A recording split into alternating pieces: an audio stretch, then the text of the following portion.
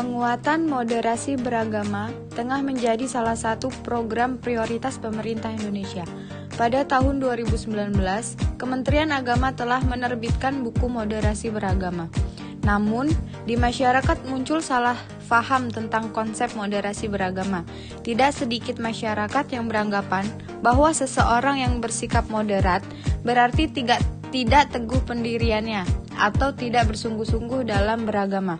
Banyak juga yang beranggapan konsep ini berarti memoderasi. Benarkah agama? Demikian? Apa sesungguhnya moderasi beragama? Seberapa pentingkah moderasi beragama dipraktekkan? Moderasi beragama dapat didefinisikan sebagai cara pandang, sikap, dan praktek beragama yang memiliki prinsip adil dan berimbang guna membangun kemaslahatan umum. Dengan moderasi beragama, seseorang tidak berlebih-lebihan saat menjalani ajaran agamanya dan tidak ekstrim. Baik ekstrim dalam meyakini secara mutlak kebenaran satu tafsir agama dan menganggap sesat tafsir lainnya, maupun ekstrim dalam mendewakan akal hingga mengabaikan kesucian agama. Orang yang mempraktekannya disebut moderat.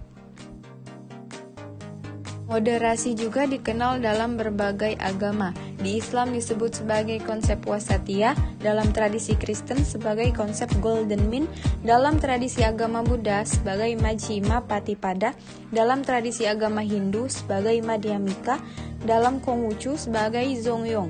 Semua istilah dalam setiap agama itu mengacu pada satu titik makna yang sama. Tidak berlebih-lebihan dalam beragama merupakan sikap beragama yang paling ideal. Kemudian, seberapa pentingkah moderasi beragama?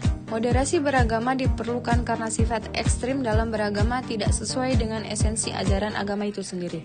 Perilaku ekstrim atas nama agama juga sering mengakibatkan lahirnya konflik, rasa benci, intoleransi, dan bahkan peperangan yang memusnahkan peradaban.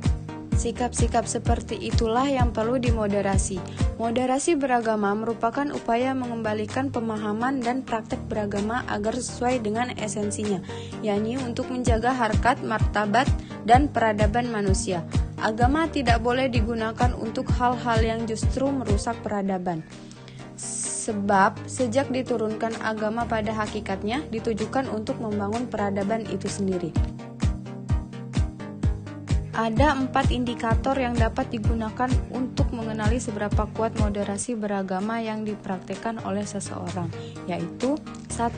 Komitmen kebangsaan, yang kedua, toleransi, yang ketiga, anti kekerasan, yang keempat, akomodatif terhadap kebudayaan lokal. Menyadari pentingnya moderasi beragama, penguatan moderasi beragama telah menjadi salah satu program prioritas nasional yang menjadi revolusi mental dan pembangunan kebudayaan dalam Rencana Pembangunan Jangka Menengah Nasional atau RPJMN 2020-2024. Berangkat dari temuan lemahnya pemahaman dan pengamalan nilai agama yang moderat dan inklusif, maka kebijakan diarahkan untuk memperkuat moderasi beragama sebagai cara pandang, sikap, dan praktik beragama untuk mewujudkan kehidupan bangsa yang damai, inklusif, dan toleran. Moderasi beragama harus dipahami sebagai komitmen bersama untuk menjaga keseimbangan di mana setiap warga masyarakat maupun suku, etnis, budaya, agama, jenis kelamin, dan pilihan politiknya harus mau saling mendengarkan satu sama lain,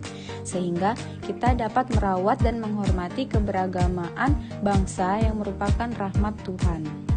Jadi, mari kita bijak dalam beragama dengan menjadi moderat.